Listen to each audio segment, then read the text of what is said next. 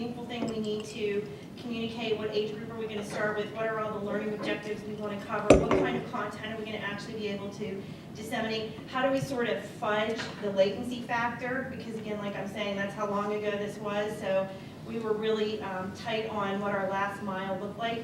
Hugh Masekela was actually in a Hilton hotel in Johannesburg. So because they had all those ISDN lines going into the hotel, that's how we kind of took care of that. We also looked at how do we make this more meaningful for the students that are going to be participating. So what we decided was we created little day-in-life videos so students could see each other ahead of time and have some kind of a focal point where they felt like they could really talk to somebody immediately. So you'll see in another, I have a quick snippet when we went to India, students actually responding to each other and saying, hey, I saw you in the video, I saw your family, I saw your house, I saw your school. That's the power of this live interactivity. We also decided that we were going to use the experience to not be passive in any way. So all of these presentations were highly interactive. All of the students were participating. And the next portion I want to share with you is the portion that we'd actually produced with Lori and her group in Juneau. Just to give you a little bit of background, the National Music Education Group is called MENC, and of course they have the national standards for K-12 music in the country. And really important things that MENC has found out over the last 10 years or so is that students don't really know the music of our country any longer. It's not an equal distribution of American folk tunes these days. Trying to make sure they have base skills like two-part singing, understanding of basic rhythm, being able to keep a steady beat. I mean, it sounds like simple things, but when you're in that first, second grade to about fifth, sixth grade, these are the core building blocks to become a good musician. So our charge in that area was to produce this interactive experience where the concepts were taught, but they didn't actually practice the experience until the live concert, and I'll give you an example. With all the research that we did and working with Lori and the team up in Juneau, we settled on fourth grade. And fourth graders should be able to analyze the form of a piece of music. So if you're singing a song and you hear a phrase, we in music would label that first phrase A, the first thing you hear. If you hear that repeat again, you're going to say, oh, it's A, it's again. If it's something new and it's different, it becomes B. So you actually study the form, you deconstruct the music. We had students learn a folk tune, just Goodbye Old Paint, I'm Leaving Cheyenne, and then they understood the concept of form. But you'll see in the video, they didn't actually analyze the song Goodbye Old Paint, I'm Leaving Cheyenne until it's live on the stage. We made sure that the teachers did not go through the whole exercise of taking that piece apart. So I'm going to go ahead and play the snippet first, and then I'm going to invite Lori to share a little bit more about what the experience was like and how we use the technology. In this video, you'll see we ended up at the public television station in Juneau. So you'll see also from my background that we really wanted to make sure we didn't have Juneau against New York City. So you and I, you may be in Juneau and I'm in New York, we're in a blue t-shirt together. We're the team. So that's that.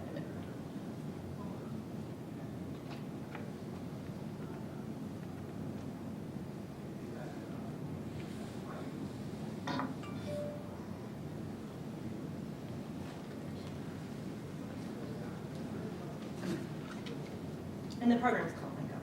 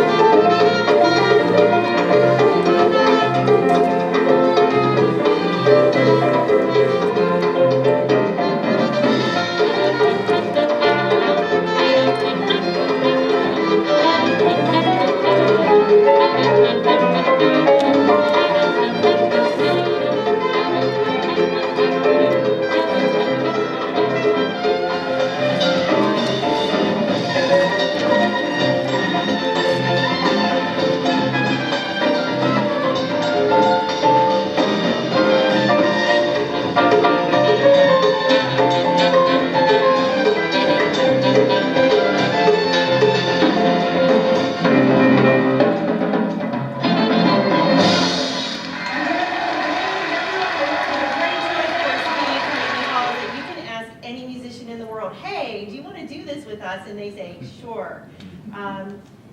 That band was so much fun. It's a bunch of New York Ringers. They're all jazz musicians.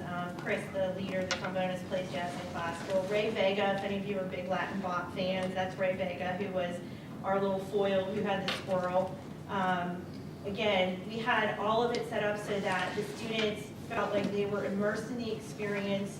We did all that we could to cut out latency. I actually feel like we did an excellent job with, I think it's KTOO, I'm gonna have to check my call letters for Juneau Station. This is the kind of rich experience we really want to provide children through the kinds of technology that we have. So I'm gonna invite Lori to now share a little bit with you from the perspective of the student at Juneau and the faculty member working with us from the school. So thanks, Lori. You're welcome. Hi, everyone. I don't know who's all out there. Is this can you just give me an idea of who's in the audience? We don't have a camera shooting you all, so you'd have to be sitting where she can see me, but she can't see you. So we have folks from all over the Commonwealth, Lori. Pick up your laptop and spin it around. Yeah, I'd be glad There's to, except I'm afraid I'll lose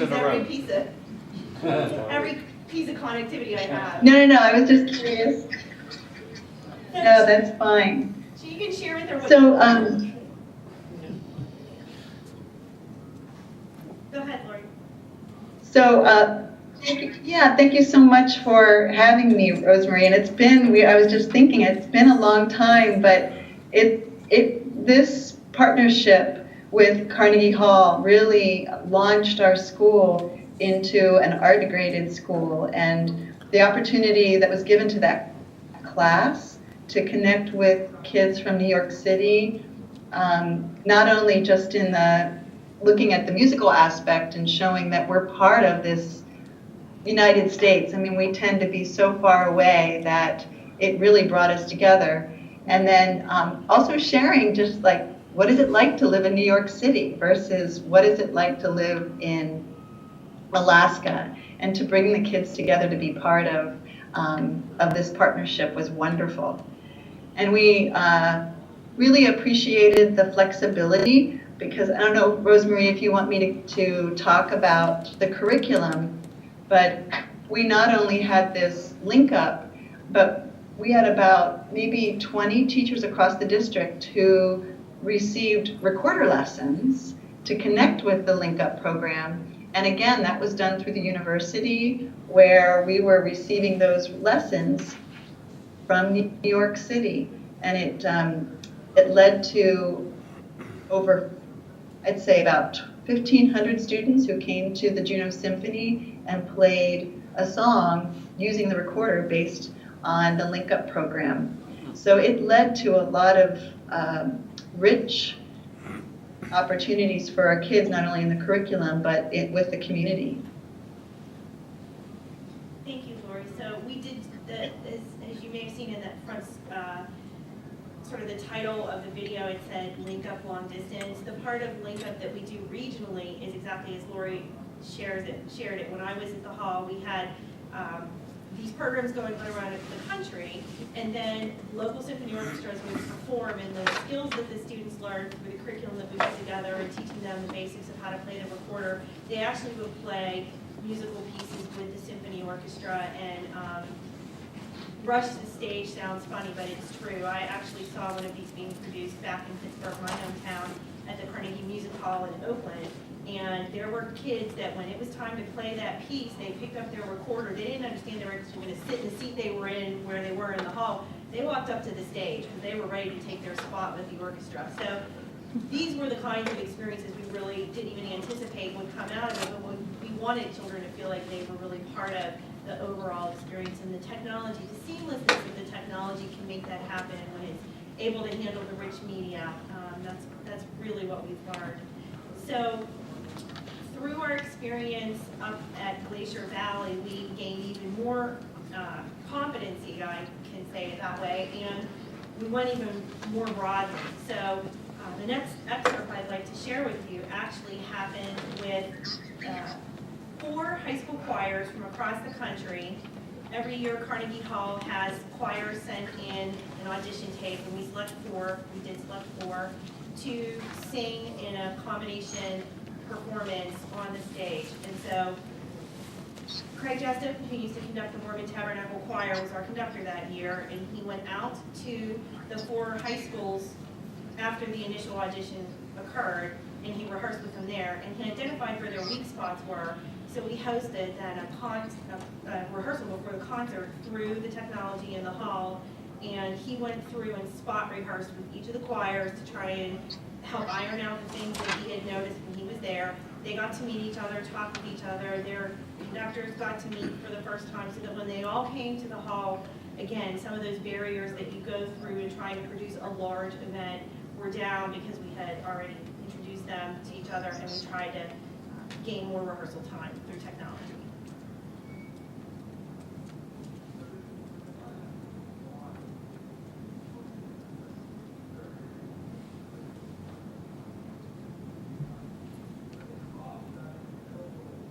We are all making history today in this broadcast from Carnegie Hall and tying us all together. We have the A.C. Reynolds High School Chorale from Asheville, North Carolina, under the direction of Janice Dellinger Bryant. On the top of our screen, we have with us Wenatchee High School Chamber Singers, under the direction of Ann Jackson. We have the Chandler High School Chorale from Chandler, Arizona, under the direction of Dr. Dean Anderson. And then I want to introduce from Mullica Hill, New Jersey, the Clearfield Regional High School Vocal Ensemble under the direction of Mr. Jack Hill. Would you welcome them? I want to say to each of you what a joy it's been to travel to all 4 of these high schools. First of all, if everyone would look at the bass line, and I want you to follow along with me as we review this. I think that you can have a little more fun with the consonants. Cum sanctis tu is in eta. So really dig into those. The 8th note must always be there. Even though it's legato on top, it must always be churning underneath. It's like ducks on a water. You see them gliding smoothly on the top of the water, but if we take our camera underneath the lake, we just see these feet paddling, paddling, paddling. I know when we come to Carnegie Hall in May, we're in for an extraordinary musical experience being with one another.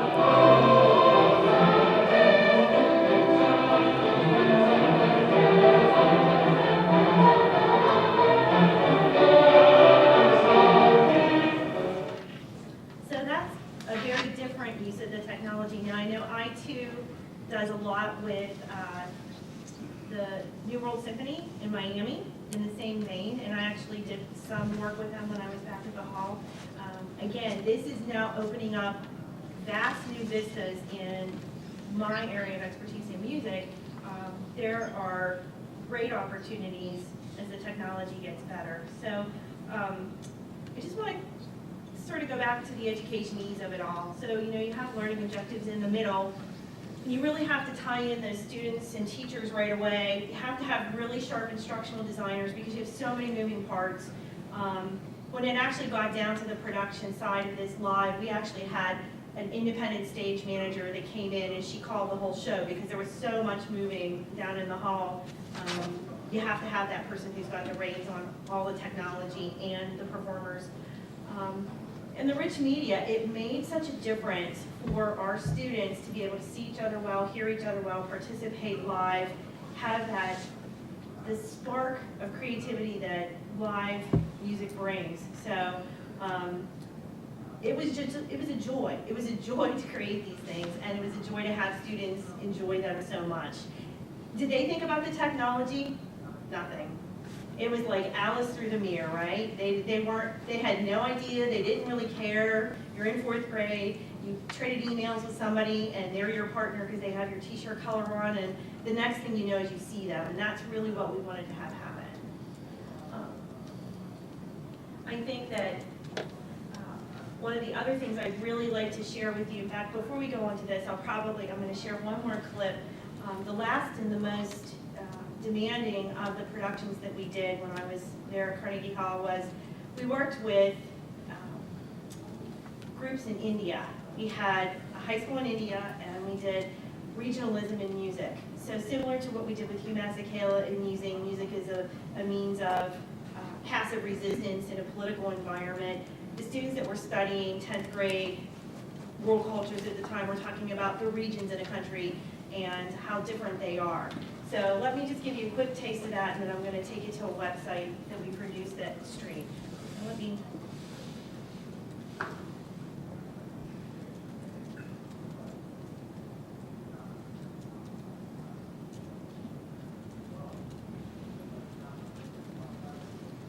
All right, good morning. Good morning. How are you, Nate? Good to see you again.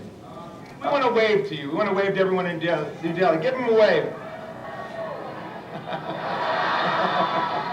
Why don't we wave back to them? Let them wave back. All right. Hi, my name is Anthony, and Queens. Big up to Queens, bro. Big up to Queens, baby. Hey, you on the video? She was on the video. I just want to know, how come you guys can't date, and if you can, what age you gotta be? Oh, no, not have a kid. Now, there are thousands of kids on both sides, and this guy's kind of the class clown, and they all remember him, so.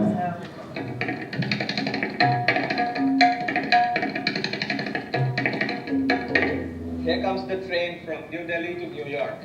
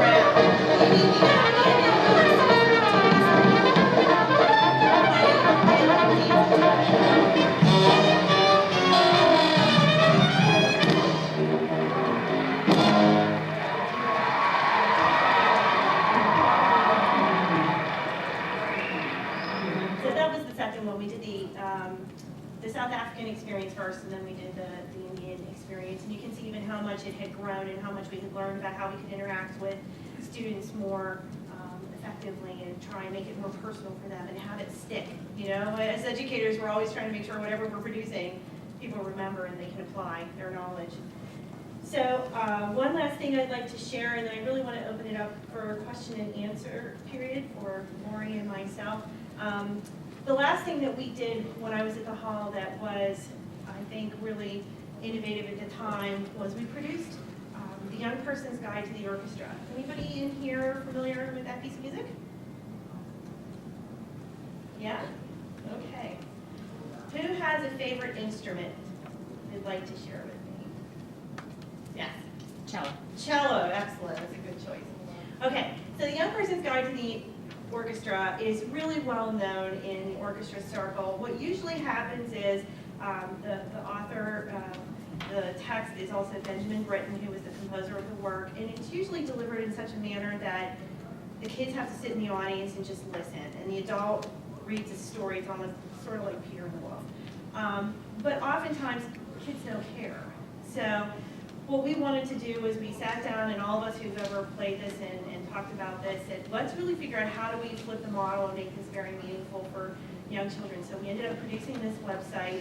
And what we did was, this is where you'll see this combination of my life of music ed. I worked for Walt Disney for a while. I worked, at Carnegie Hall. All these things kind of coalesce. We made a character, and we wanted the character to be a girl instead of a boy, because it's usually, no offense to gentlemen, but it's always a boy, right? So it's a little girl, and her name is Violet, and she takes us through the Young Person's Guide to the Orchestra by fulfilling this story. So this whole thing is based on a story that the instruments are out in the wilderness. We made them sort of zoomorphic and gave them snaggle teeth and whiskers and all kinds of crazy things because they dissipated because nobody was going to the symphony orchestra any longer. So it's Violet's job to go and find all the instruments. She has to learn as much as she can about each of them first, and then she has to go ahead and go out there and reclaim them and bring them to a stage. So we're going to jump ahead in the website, and we're going to hop over to the cello through the back practice.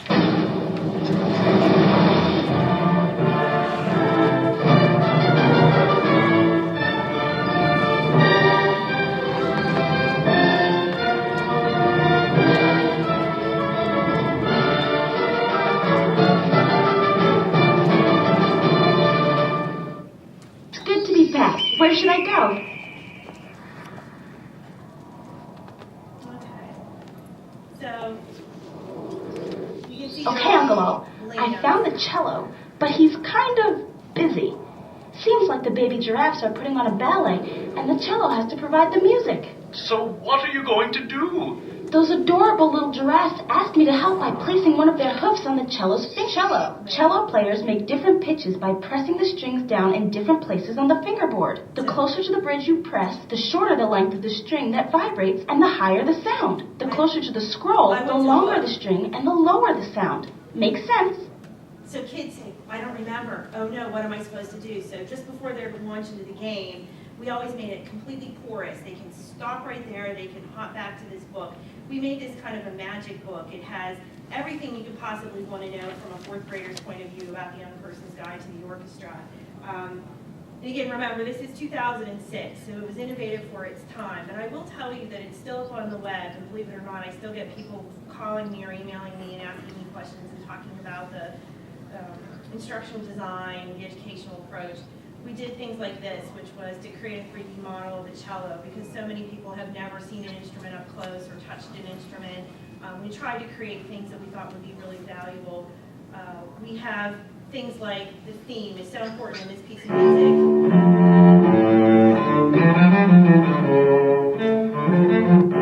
Being able to isolate that theme. Each instrument has a variation on that theme.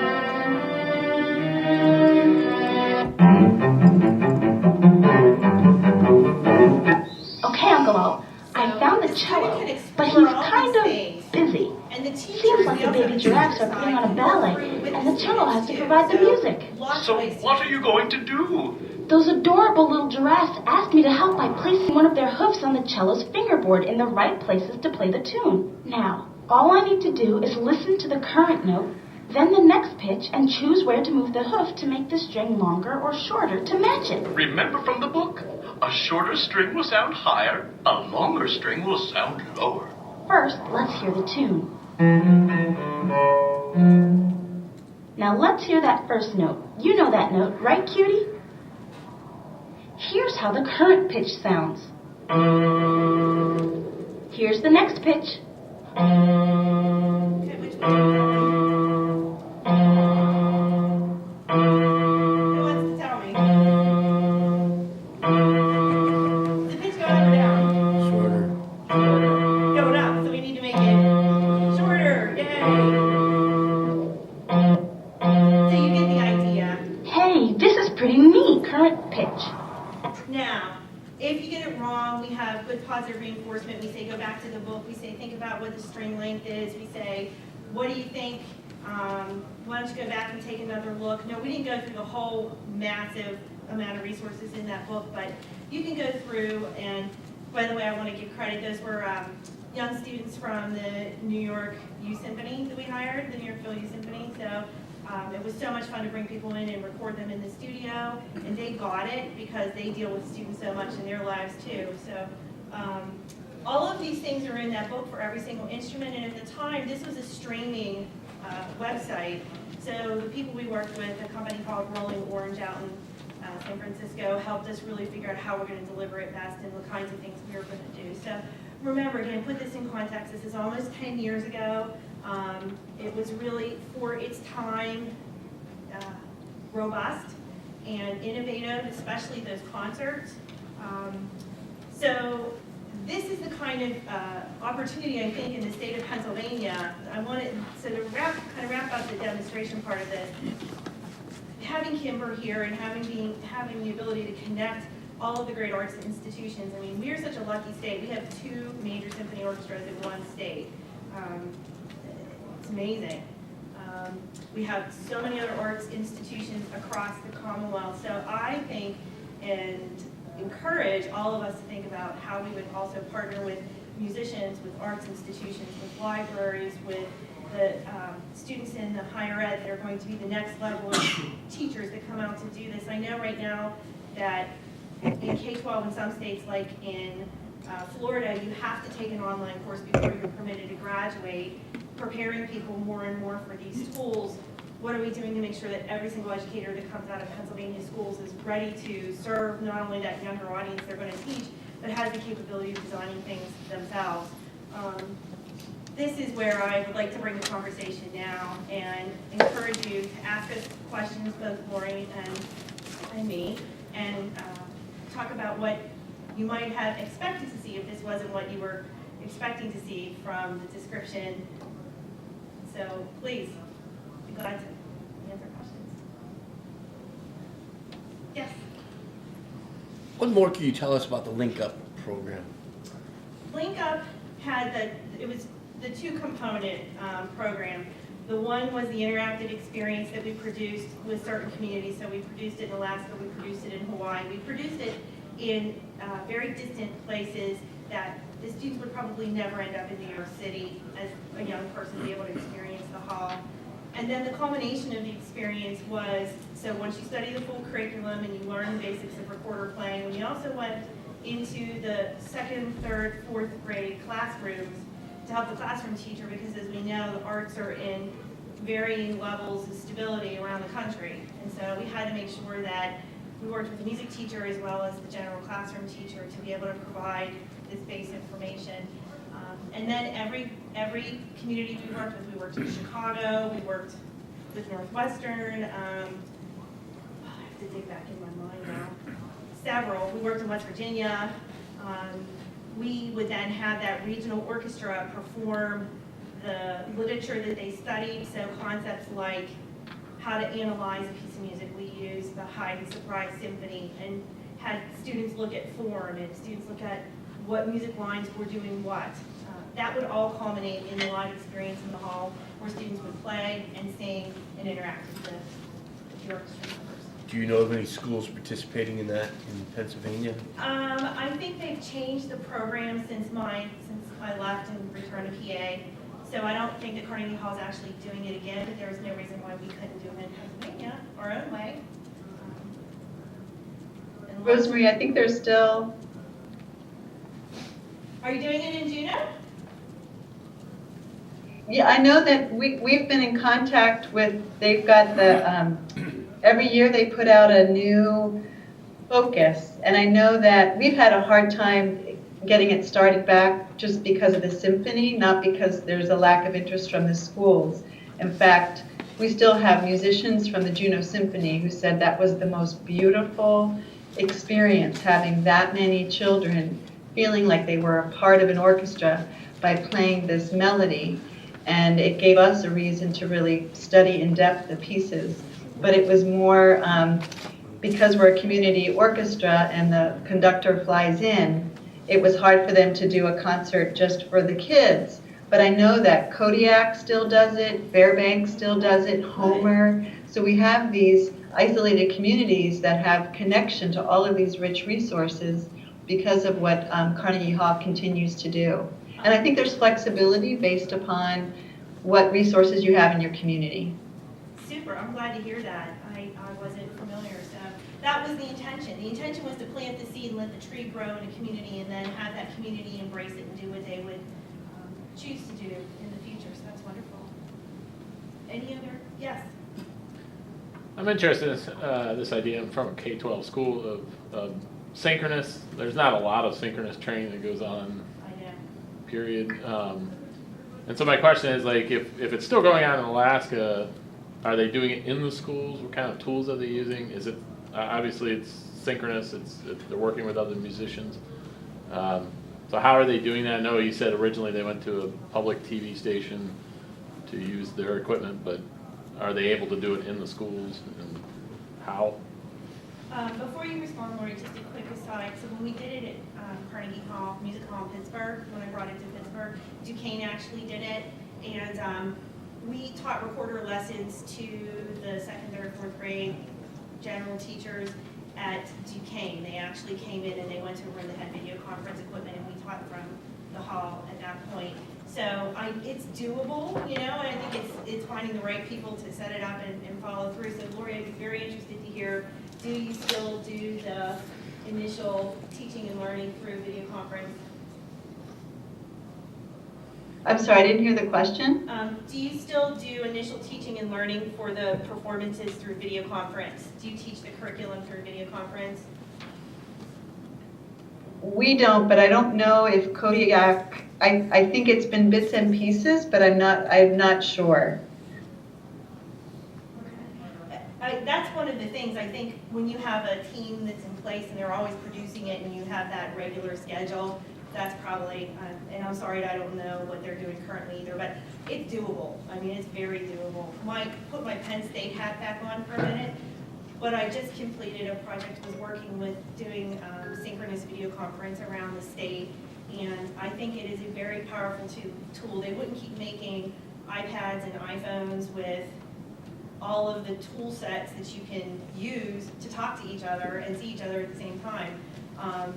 You know, that's the message to me, is that we have that as another tool. It's an and, not an or. So I would encourage more people to do synchronous. I think the world I live in now, which is more of the rural campus side, a lot of people look at asynchronous as the main way to go. But me personally, I had such rich